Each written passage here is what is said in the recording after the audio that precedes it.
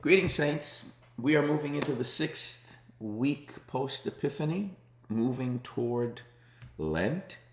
And one of the passages is from Jeremiah. It's a classic passage in Jeremiah 17 that starts out really heavy but gets better. And so just listen to it. Cursed are those who trust in mere mortals and make mere flesh their strength, whose hearts turn away from the Lord. They shall be like a shrub in the desert and shall not see when relief comes. That's not encouraging, right? They shall live in the parched places of the wilderness in an uninhabited salt land. Then he goes on to say, blessed are those who trust in the Lord, whose trust is the Lord.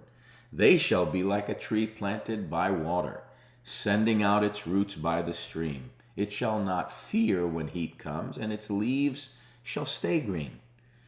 In the year of drought, it's not anxious, and it does not cease to bear fruit. The heart is devious above all else. It is perverse. Who can understand it?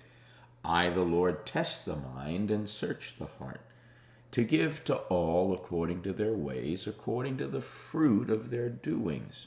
So there's a certain negative emphasis that Jeremiah is using to point out what goes wrong or what's lacking in our lives, which can be uncomfortable, but it serves an essential role in reorienting how we approach challenges. Now, without faith, it's impossible to please God, and a lot of this is anti-faith that he's addressing.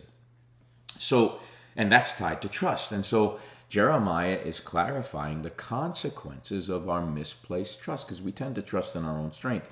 And so he's wanting us to recognize where we've leaned too heavily on our own human strength rather than on God, who shakes us out of complacency. Sometimes we need to feel the weight of our missteps so that we can desire a different path. And so Jeremiah is creating a contrast that sharpens our awareness. In the same way that darkness makes light more visible, negative framing can help make the truth stand out more vividly, which is what he's doing. Now, when we see what happens when trust is misplaced, he's using metaphors like dryness and futility, and then the fruit of that is anxiety.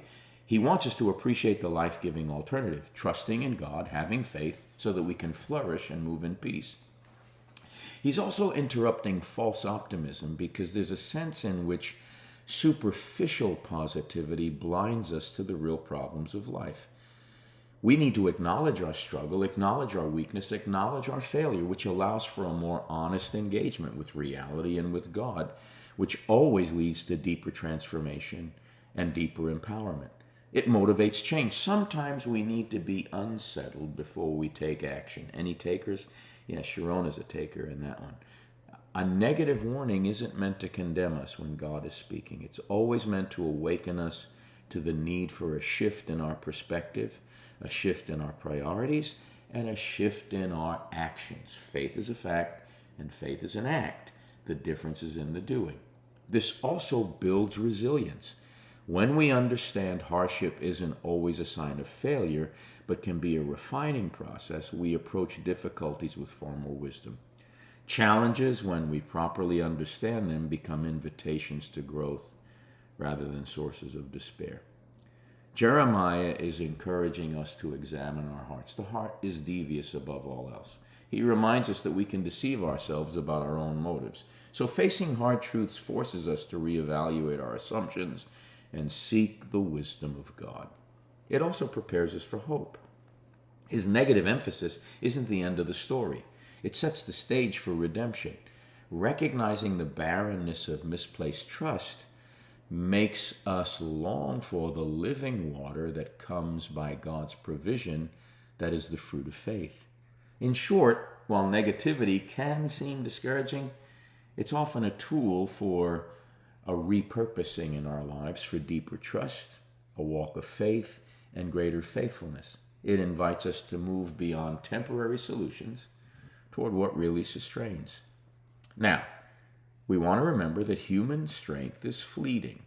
God is our true foundation. Relying solely on people or on our own efforts leads to spiritual dryness, like a shrub in the desert. But if we place our trust in God, we're like a well, or like a well-watered tree.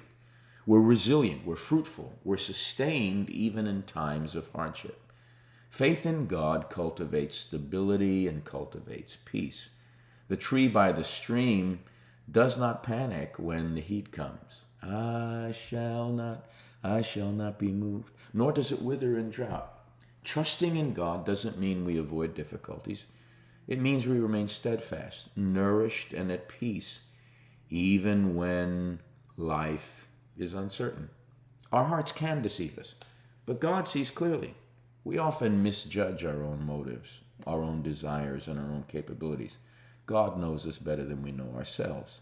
His searching of our hearts is never to condemn us, it's to refine us and to guide us toward the flourishing fruitfulness He intends for our lives. God is faithful. He will respond to our choices. Jeremiah is reminding us that our lives can bear fruit. Now, if we go the wrong way, the fruit we bear isn't that great. But if we go the appropriate way, the fruit we bear is good. So our trust is the difference. Where we place our trust is the difference. When we root ourselves in God's ways, we're shaped into a people who reflect His life, His love, His mercy, His grace, His justice, His goodness, all of that stuff. Even in wilderness seasons, relief always comes. The warning about the desert isn't just a judgment, but a call to turn back, to recognize when we're placing our trust in the wrong things.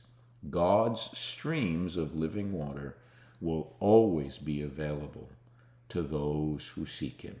And that's you and me. Let's lean into the weekend with expectation.